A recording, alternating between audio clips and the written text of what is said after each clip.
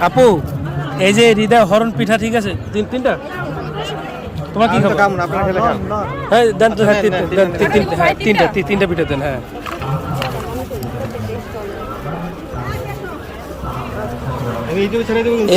এই হৃদয় হরণ পিঠা খাওয়ার পরে ঠিক আছে আমাদের কপাল কি ফিরবে জামাই পিঠা খাবার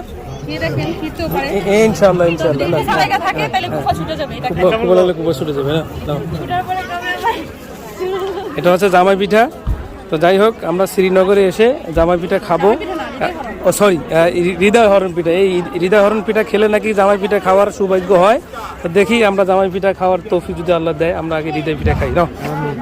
রেডি না না বিসমিল্লাহ করে নাও না ভাই প্লিজ ধরো